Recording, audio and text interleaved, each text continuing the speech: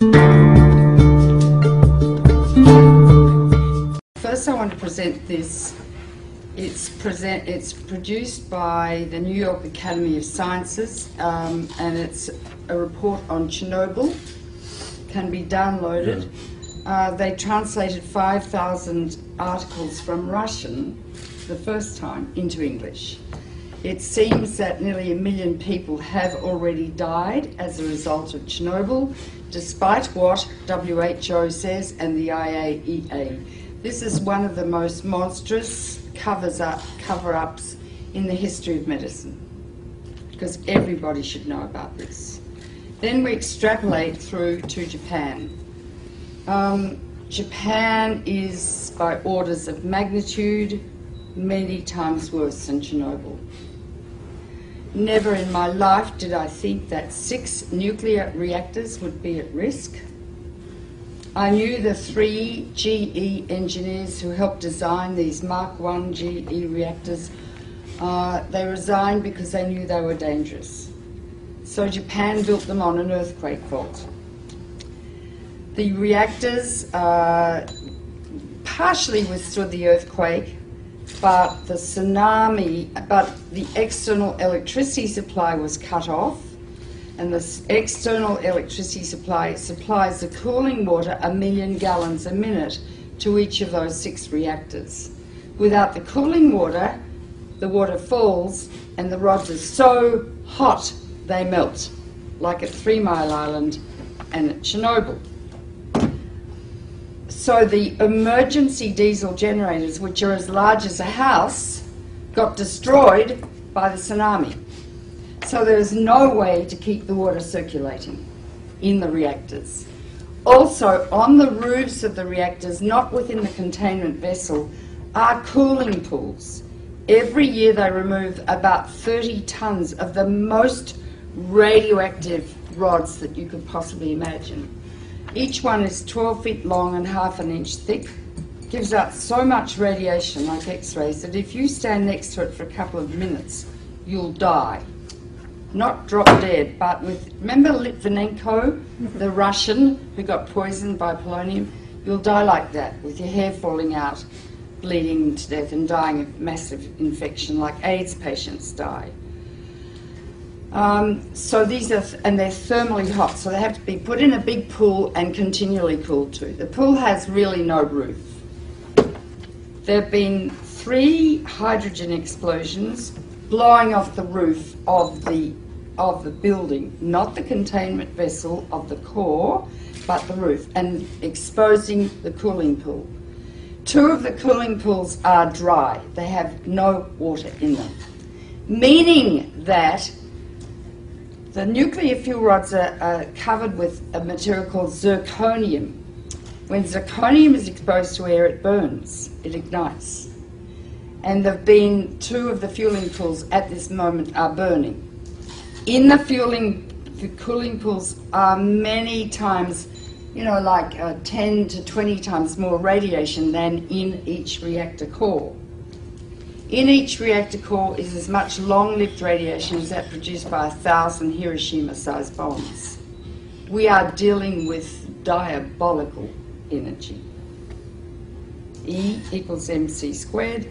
It's the energy that blows up nuclear bombs. Einstein said nuclear power is a hell of a way to boil water, because that is all nuclear power is used for, to boil water through the massive heat, turn it into steam, turn a turbine which generates electricity. Now when you fission uranium, 200 new elements are formed, all of which are much more poisonous to the body than the original uranium. Although uranium's pretty poisonous, America used it in Fallujah and Baghdad, and in Fallujah 80% of the babies being born are grossly deformed. They're being born without brains, single eyes, no arms. The doctors have told the women to stop having babies. The incidence of childhood cancer has gone up about 12 times. This is genocide. It's a nuclear war being conducted in Iraq. But uranium that they're using lasts for more than 4.5 billion years. So we're contaminating the cradle of civilization, the coalition of the willing. In the nuclear power plants, however, is a huge amount of radiation. 200 elements. Some last seconds, some last millions of years. Radioactive iodine lasts 6 weeks. It causes thyroid cancer. That's why people are saying better take potassium iodide, because that blocks the thyroid uptake of radioactive iodine, which later can cause thyroid cancer. In Chernobyl, over 20,000 people have developed thyroid cancer. They have to have their thyroids out, and they will die unless they take thyroid replacement every day, like a diabetic has to take insulin. Strontium-90 will get out. It lasts for 600 years. It goes to the bone, where it causes bone cancer or leukemia. Cesium lasts for 600 years. It's all over Europe. 40% of Europe is still radioactive. Turkish food is extremely radioactive. Do not buy Turkish dried apricots. Do not buy Turkish hazelnuts or dried... the Turks were so cross with the Russians, they sent all their radioactive tea over to Russia after Chernobyl. But 40% of Europe is still radioactive. Farms in Britain, their lambs are so full of cesium they can't sell them. Don't eat European food.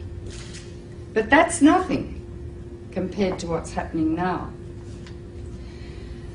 One of the most deadly is plutonium, named after Pluto, god of the underworld. 1/1,000,000th of a gram, if you inhale it, will give you cancer. Hypothetically, 1 pound, if evenly distributed, could give everyone on Earth cancer. Each reactor has 250 kilos of plutonium in it, kilograms. You only need 2.5 kilograms to make a bomb, because plutonium is what they make bombs with. It's the only country that has a reactor. From your uranium, you are the biggest exporters of uranium in the world, Cameco. Canada sells two things. It sells wheat for life and uranium for death. Right? Plutonium is going to get out and spread all over the northern hemisphere, and it's already heading towards North America now. Plus radioactive iodine-129, its half-life is 17 million years, plus strontium, plus cesium, plus tritium, and I could go on and on and on. When it rains, down comes fallout, and it concentrates in food. If it gets into the sea, the algae concentrated hundreds of times, then the crustaceans concentrated hundreds of times, then the little fish, then the big fish, then us. Because we stand on the apex of the food chain. You can't taste these radioactive elements, you can't see them, and you can't smell them. They're silent. When you get them inside your body, you don't suddenly drop dead of cancer. It takes 5 to 60 years to get your cancer. And when the cancer, if you feel a lump in your breast, doesn't say, I was made by some strontium-90 you ate in a piece of fish 20 years ago. All radiation is damaging. It's cumulative. Each dose you get adds to your risk of getting cancer. With americium, that's more dangerous than plutonium. I mean, I could go on and on. Depends if it rains, if you're going to get it or not. If it rains and the radiation comes down, don't grow food, don't eat the food, and I mean don't eat it for 600 years. The radioactive waste from nuclear power is going to be buried, I hear, just like next to Lake Ontario. It's going to leak, last for millions of years, it's going to get into the water, into the food chains. Radioactive waste will induce epidemics of cancer, leukemia, and genetic disease for the rest of time. This is the greatest public health hazard the world has ever witnessed, apart from the threat every day of nuclear war. Einstein said the splitting of the atom changed everything save man's mode of thinking. Very profound. Thus we drift towards unparalleled catastrophe. We are arrogant, we have a lot of hubris, and I think the reptilian midbrain of some men's brains is pathological. We are now in a situation where we have harnessed the energy of the sun. It is totally out of control, and there's simply nothing we can do about it.